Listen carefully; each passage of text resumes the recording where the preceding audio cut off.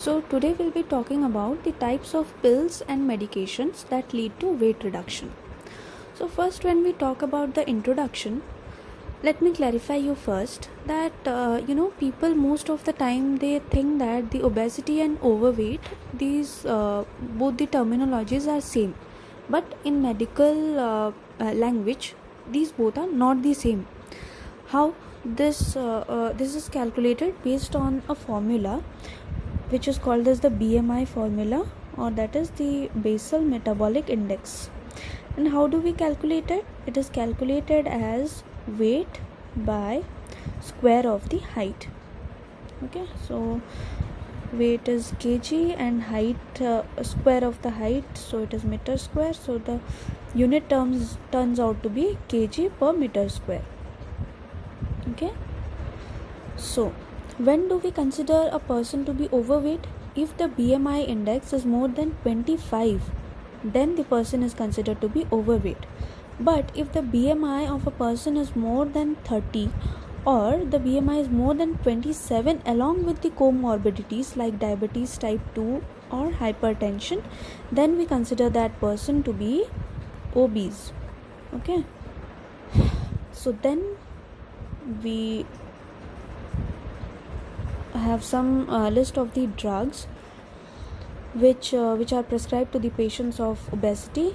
First comes out to be the orlistat, and the dosage that is available in the market is 120 mg, and it is mainly taken orally because the drug is available in the form of tablets.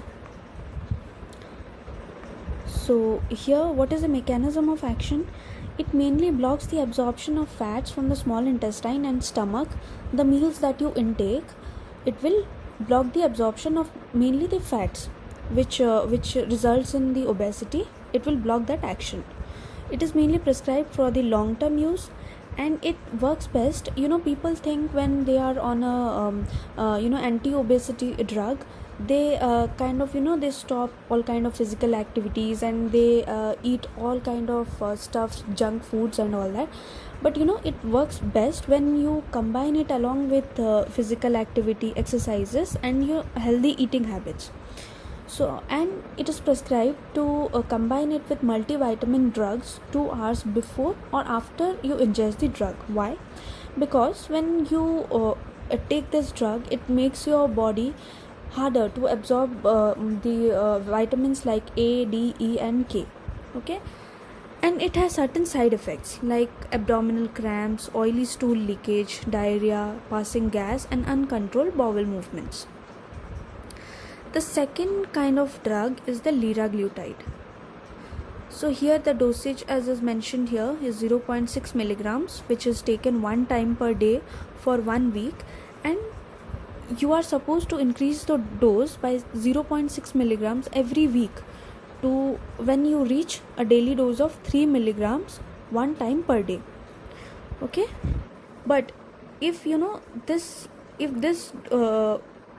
dose, it is taken through injection. Okay, as we said that the orlistat was taken through tablets, but here the liraglutide, it is available in the market in the form of injection and it is taken subcutaneously.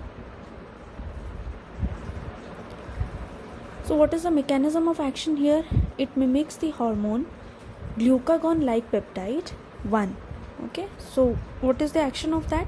It tells your brain that the stomach is full, and hence ultimately it will decrease the appetite. There are certain side effects like constipation, diarrhea, nausea and vomiting, hypotension, tachycardia, pancreatitis, kidney and gallbladder disorders. Then we move to the third drug. The third drug is naltrexone hydrochloride and bupropion. Here the dosage, as is mentioned here, is 8 by 90 milligram per day, which is to be increased to 16 to 180 milligrams twice daily over 4 weeks. Here one thing to be mentioned is the 80 by 90 which I have written, the 8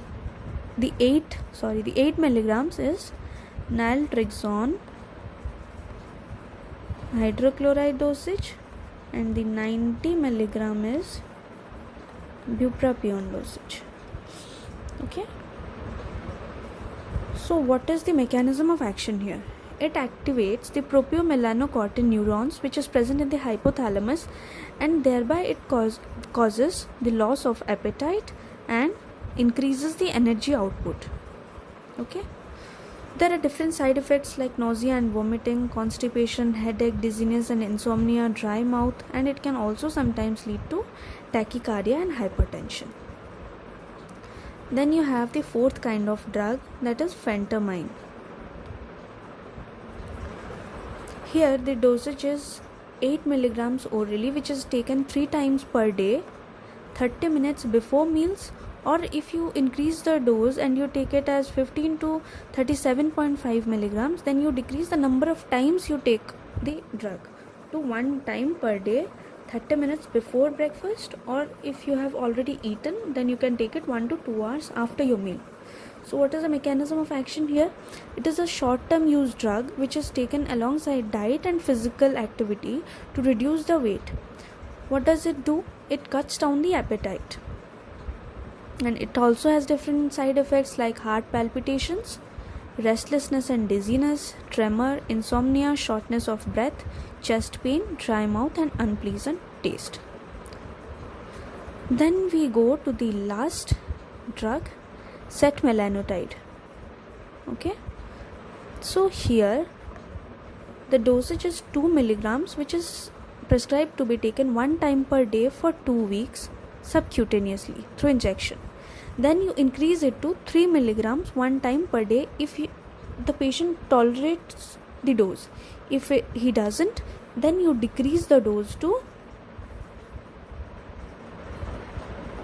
if not, then you decrease the dose to 1 milligram 1 time per day. Then it is given to children of 6 years or more who are suffering from obesity due to some rare genetic disorders. So what are the different rare genetic disorders that the child might be suffering from? Like propiomelanocortin deficiency, proprotein convertase subtilisin or kexin type 1 deficiency, or leptin receptor deficiency. It reduces your appetite by giving a feeling of fullness and also increases the resting metabolism. So there are different side effects like injection site reaction and skin darkening, nausea, depression and suicidal thoughts, and disturbance in sexual arousal. Okay, so here I have mentioned all the drugs which the doctors prescribe to an obese patient, and I hope you have understood it well. Thank you.